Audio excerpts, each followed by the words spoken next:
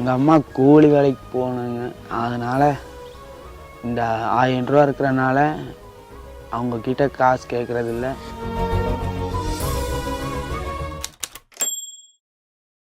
பெண் குழந்தைங்களை ஆதரித்து வரும்போது ஒரு கேள்வி சில குடும்பங்கள்லேருந்து வருது. அது என்ன பெண் குழந்தைங்களுக்கு மட்டும், எங்களுக்கு பெண் குழந்தை இல்லை, ஆனால் ஆண் பிள்ளை இருக்குது, படிக்க வைக்கணும், எங்களுக்கு வசதி இல்லை, நாங்கள் என்ன செய்யலாம் அப்படிங்கிற ஒரு கேள்வி வரும்போது அரசு யோசிச்சு 2024 இல்லை ஆண் குழந்தைங்களுக்கும் நாங்கள் உதவி செய்கிறோம். ஆனால் அதுக்கு ஒரு கட்டாயம் என்னென்னா 6லேருந்து 12 அவங்க தமிழ் மீடியத்தில் படிச்சிருக்கணும். தமிழ் மீடியம் படிச்சிருந்தாங்கன்னா அந்த குழந்தைங்களுக்கு கண்டிப்பாக உற்சாகம் ஊட்டி அவங்களுக்கு வெறும் மேல் படிப்புன்னு சொல்லும்போது நிறைய குழந்தைங்க வெறும் கிராஜுவேட் ப்ரோக்ராம் அப்படின்னு கூட நினைக்கலாம். இது வெறும் கிராஜுவேட் ப்ரோக்ராம்ன்ற டிகிரி, அதாவது ஆர்ட்ஸ் அண்ட் சயின்ஸ் மட்டும் இல்லை, எந்த யூஜி ப்ரோக்ராம் இருந்தாலும் சரி, அது டிப்ளமா இருந்தாலும் சரி, டிகிரி இருந்தாலும் சரி, சர்டிஃபிகேட் இருந்தாலும் சரி, அதுக்கு எல்லாத்துக்கும். ஆனால் தமிழ் மீடியத்தில் அவங்க 6லேருந்து 12 படிச்சிருந்தாங்கன்னா இந்த குழந்தைங்களுக்கு அந்த ஒரு 1000 ரூபா மாதத்துக்கு அவங்களுக்கும் டைரெக்டாக போகும். இது ஒரு முக்கியமான கருத்து என்னென்னா, புதுமை பெண் திட்டமாக இருக்கட்டும், தமிழ் புதல்வன் திட்டமாக இருக்கட்டும், இந்த 2 திட்டத்தையும் நடுவில் யாரும் வரப்போகிற வாய்ப்பே கிடையாது. காசு நேராக அந்த குழந்தையுடைய அவங்களுடைய அக்கௌண்ட்டில் டைரெக்டாக போய் சேரும். அதனால் குழந்தைங்களுக்கு ஒரு ஓனர்ஷிப், பொறுப்பு வரும். என் பேங்க்கில் என் பணம் சேருது அப்படின்னு வரும்போது கண்டிப்பாக நிறைய குழந்தைங்களுக்கு ஒரு பொறுப்பு, என் பணத்தை நான் எப்படி செலவழிக்கணும். ஸோ பொருளாதாரத்தையும் இன்டைரக்டாக நாங்கள் சொல்லித்தரோம் இந்த திட்டங்கள் மூலியமாக. ஒரு ரெஸ்பான்சிபிலிட்டி, ஓனர்ஷிப்பும் வரும்போது நிறைய குழந்தைங்க படித்து முன்னுக்கு வரும்போது கண்டிப்பாக அந்த குடும்பங்கள் முன்னேறும். குடும்பங்கள் முன்னேறிச்சுன்னா அந்த ஒரு கிராமமோ ஒரு டவுனோ ஒரு நகரமோ முன்னேறதுக்கு வாய்ப்புகள் உண்டு. நம்ம நகரம் மாநிலமே முன்னேறதுக்கு பல விதமான வாய்ப்புகள் உண்டு. என் பேர் ஜெயராம், நான் சிறுவாணி சாடிவேலில் இருக்கேன்.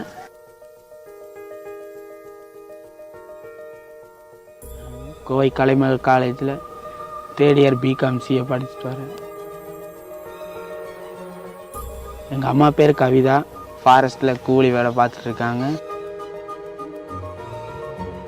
பர்மனெண்டெல்லாம் கிடையாதுங்க, கூலி வேலை தான். ஒரு நாளைக்கு 380 ரூபா கூலி தாங்க. ஏன்னா நான் லீவ் போட்டு ஏதோ லீவ் உடம்பு சரியில்லாத லீவ் இருந்தாலும் நம்மளுக்கு சம்பளம் கொடுக்க மாட்டாங்க. அதை வச்சுட்டு தான் நான் அந்த 3 பசங்களையும் ஜமாளித்து எப்படியோ கஷ்டப்பட்டு வேலை செஞ்சிட்ருக்குறேங்க. அப்புறம் வீக்கெண்டனா நான் இங்கே டீ கடைக்கு வேலைக்கு போயிடுவேன். வாழைக்காய் சீவுவேன். அப்புறம் ஏதாச்சும் காய்கறி வேணுன்னா வெட்டி கொடுத்துட்டு இருப்பேன். இவன் என்ற சூழ்நிலையை புரிஞ்சுட்டு நான் வேலைக்கு போகிறேம்மா அப்படிங்கிறேன். வேண்டாப்பா, நீ வேலை செஞ்சுட்டே இருந்தாலும் நீ படிக்கணும், நீ படிக்காமல் நிறுத்தக்கூடாதுன்னு நான் சொல்வேனுங்க. ஒரு நாளைக்கு 300 ரூபா கொடுப்பாங்க, 2 நாளைக்கு 600 ரூபா. சனி ஞாயிறு மட்டும் போயிட்டு வந்துட்டே இருப்பேங்க. என் பையன் பெரிய பையன் படிச்சுதுங்க, +2 முடிச்சு காலேஜே போனாங்க. 3 மாதம் இருந்தானுங்க. 3 மாதத்துக்கு அப்புறம் அவங்க அப்பா இறந்துருச்சு. அப்புறம் அங்கே மாதம் 5000 பணம் கட்டணும், ஹாஸ்டல் ஃபீஸ் கட்ட முடியலைங்க.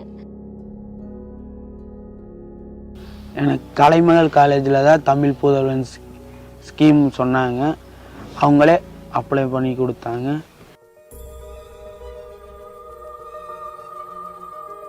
அப்புறம் மாதமான 1000 ரூபா என்னோடய அக்கௌண்ட்டுக்கே சேர்ந்துருங்க. இப்போ தமிழ் புதல்வன் பணம் வர்றதுனால நான் இப்போ டீ கடைக்கு வேலைக்கு போகிறத கொஞ்சம் கம்மி பண்ணிவிட்டு படிக்கிறதுக்கு கொஞ்சம் டைம் ஸ்பெண்ட் பண்ணிட்டுருக்கேன்.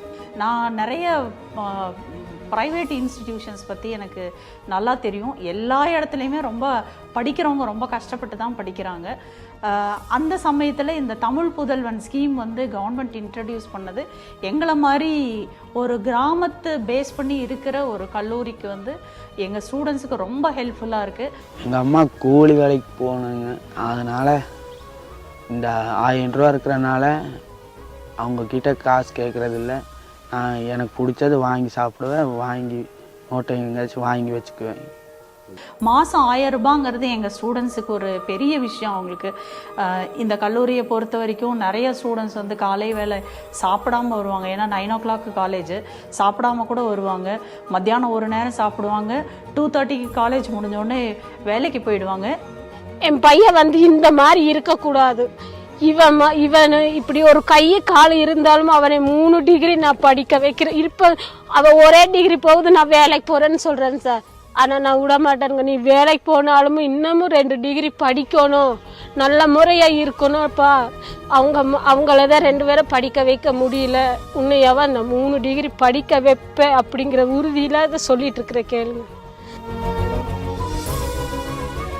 இப்போ பல ஆண்டுகளுக்கு முன்பு அப்படின்னு பார்க்கும்போது இப்போ நாங்களும் படிக்கிற காலத்தில் வந்து ஒரு ஃபீஸுங்கிறது ஒரு பெரிய விஷயம்.